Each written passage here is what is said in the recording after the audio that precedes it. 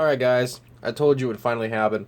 It's happening. We're back to deck profiles, just for a little bit, just for a few things. So we've been testing a lot of post-rotation in my little group of friends and people that we go to our leagues with and whatnot. So this is what I've been working on. This is one of two things. The other one is a deck that you've already seen on this channel before, but it's a little different, you know, for after rotation.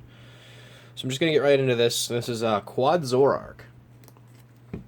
The other decks we'll be showing off in the next couple weeks will be both forms of Mega Rayquaza, the Dragon and the Colorless, and then Mega Mewtwo, and maybe a few other surprises. Tyranitar?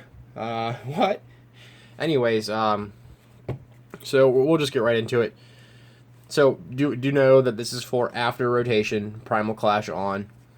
So for Zora, you can play either one. It doesn't matter.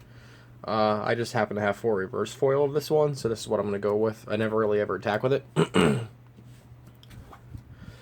For Zoroark. Yeah, that's right. 4.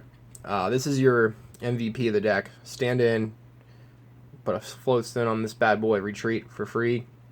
Mind Jack after they fill up their bench for a whole shit ton of damage. And I'm also playing 2 Zoroark Break. That's right, 2 of these. For 1 energy, Foul Play will copy their attack. So say you're playing against Mega Mewtwo, and it's the Y version, of course, because, you know, no one's going to play the other one. And they've got 5 energy on that Mewtwo. You can Foul Play for 1, and that's 6 between the 2 of you for Psychic Infinity, but you might have 3. You'll have your Dark, and you'll have a DC on here, so there's 3, and there's 5. That's 8. You are going to take that Mewtwo down real quick. This also works really good against the Dragon Ray, because you can just copy his attack. By the time they're done setting up, you can Lysander it up and Foul Play and get the KO. Zoroark's getting beat up. You can bring their Shaman up and Sky Return. It's got a lot of utility. Some games I throw them away. I don't need them. Yeah, but if I'm playing against Megas, I will gladly use him. Next up, 2 Fright Night Yveltal and 1 Oblivion Wing. Fright Night is pretty clutch if you start with him. That makes them kind of a little bit slower to evolving without ending their turn with their Spirit Link attached. This shuts down Fighting Fury Belt. And that 60-60 spread between the active and a bench DX, it gets there pretty quick. In an EX format like Mega, you're going to do 60 to their Mega and then 60 to a bench Shaman. You get to do that again with another one or the same one if they're not set up yet. You might get you know, a knockout or 2 real quick. Excuse me, guys. Now, 2 Yveltal EX.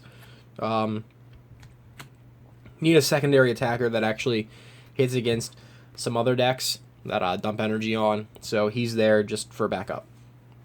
And to run out the Pokemon, we've got 2 Shaman. So that's it for the Pokemon. That's what, 17?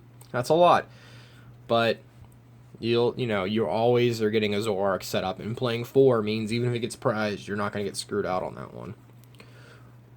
4 Sycamore, 2N, a Lysander, Skyla, and Ninja Boy. The only thing I really should explain in here is Ninja Boy for bad starts does count turns in play.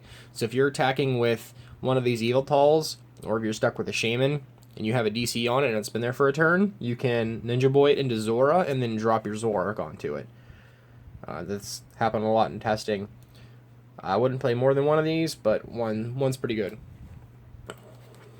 4 versus Seeger, standard.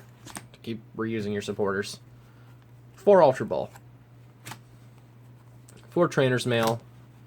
3 Max Elixir. Okay, you're going to be like, wait a minute, Zoroark Break, they're evolved Pokemon. Yeah, but you can leave a Zora there, or you could power up an Yveltal to get these in. They kind of help. They do work. They are nice. 3 Floatstone. But you're playing 4, don't you want now? 3's plenty, because you can do some shenanigans with wow, I can't talk today. Shenanigans with Lysander on their Shaman. You have free retreat. So if you get 1 of these active and you get 1 set, you can stand in and retreat. 3 is the perfect number for this.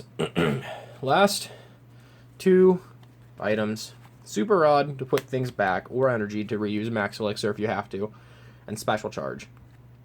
One of these is enough, because I've got 4 DCE in the deck, so this lets you get, if you have to discard them with a bad start with Sycamore, and you get into the Special Charge, you can put them back, and you're not going to completely screw yourself. If they take an early knockout on something that has a DCE, you're not going to be completely screwed. You'll be able to put them back.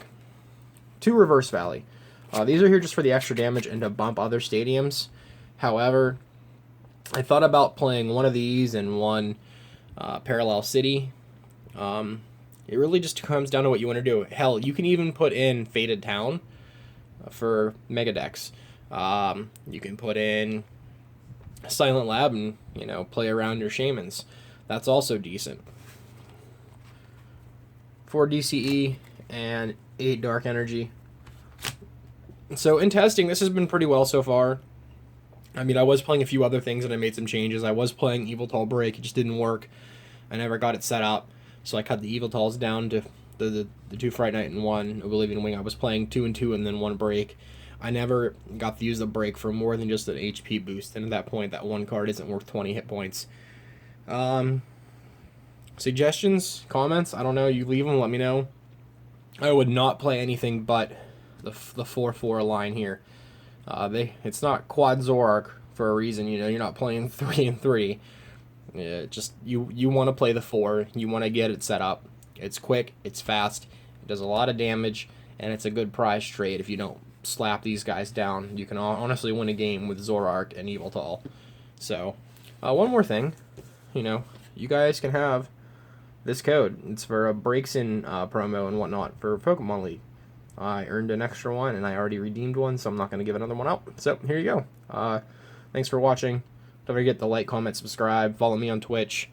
I'll stream at some point this weekend. On Saturdays, I'll be playing Sega games. So, we'll call it Sega Saturday, you know. Hashtag. It's big on Instagram. So, we'll get into it. The next deck we'll have up next week. I got to get in touch with one of the guys that are playing another one, and we'll do the profile through them. I know there's been pack openings, and I said I wasn't going to do that, but sometimes I just need to upload a video to keep people rolling. So, thanks for watching, guys. Take it easy.